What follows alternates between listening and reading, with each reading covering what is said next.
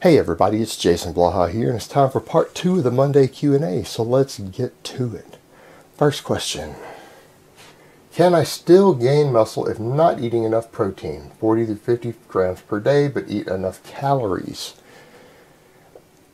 Alright, this is where people get into the silly stuff of people will say, oh, if you're not gaining muscle, it's because you're not eating enough protein. No. If you're not eating enough protein, you'll gain muscle slower, but you're still going to gain muscle. If you're eating enough protein to cover your basic metabolic functions, and you are training and you're eating sufficient calories, the actual calories, particularly if you're getting a lot of carbs in, are protein sparing enough that your body is going to efficiently be able to use a little bit of protein for gaining muscle. You're going to have a few grams left somewhere.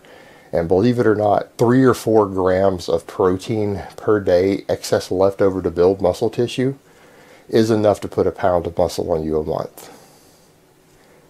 So this whole idea that if you're on protein it's quite low, and in all honesty, I wouldn't recommend 40 or 50 grams a day to anyone who wants to gain muscle.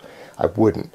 Your gains are going to be a lot slower. It's just so easy to get a little more protein in. I don't see why you would push it that low, even though I don't advocate the ultra high intakes. It is too low. You would be able to gain some muscle, but it may not be anywhere near an optimal amount. You literally, on 50 grams of protein a day, as an active, healthy adult male who's trying to gain muscle, you might very well cut your muscle gains in half that you're capable of gaining with protein that low. So if you were at a point in your development and training to where you're able to put on a pound of muscle per month, you could cut that as low as half a pound because of that. So it is going to be lower when you go that low on protein intake. Obviously, you could still gain some muscle. High protein intakes are not required to gain muscle. They just make it easier and faster.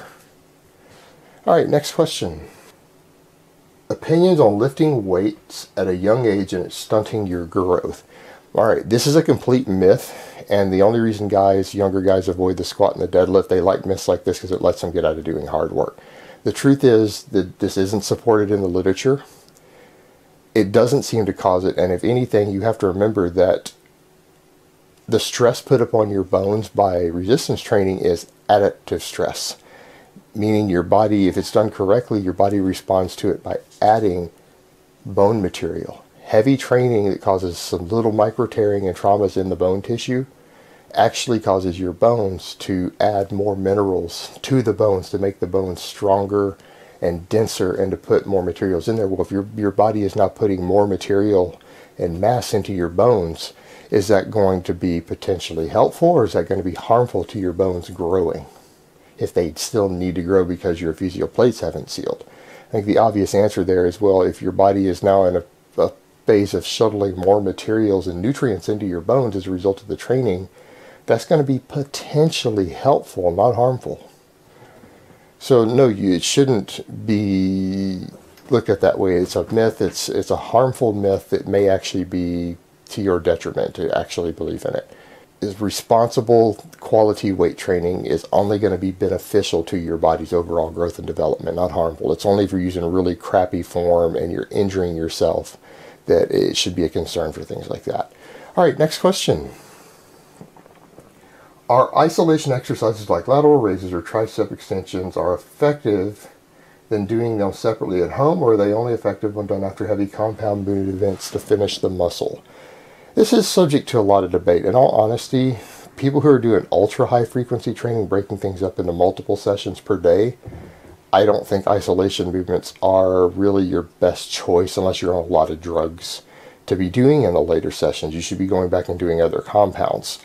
Generally, your isolation movements are not what you're doing to increase neural gains or technique or to get particularly stronger. People aren't doing 3-rep maxes with barbell curls. Realistically, people who are generally getting injured by trying to do it.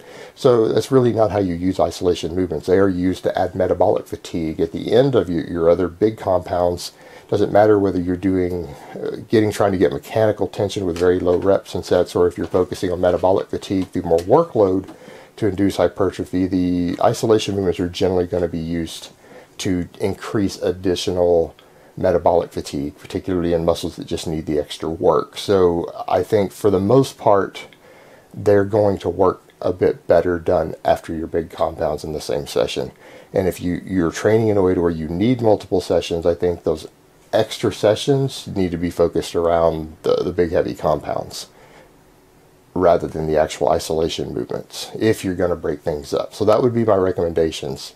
And if anything, I think with a lot of guys, they already get enough stimulation on those show muscles at the gym that they're isolating, and just pumping out extra isolation movement at home on them is just adding to your connective tissue fatigue. Might require you to deload sooner, and it may not be adding any additional growth that you would ever notice. You might just be cutting into your recovery, and particularly things like connective tissue recovery, for no real payoff, just doing them in separate sessions if you're stimulating those muscles sufficiently in the first workout. But that's just my take on it. Alright guys, that's really all I have to say on that today. I hope it's been informative, and I will talk to you guys next time in part 3.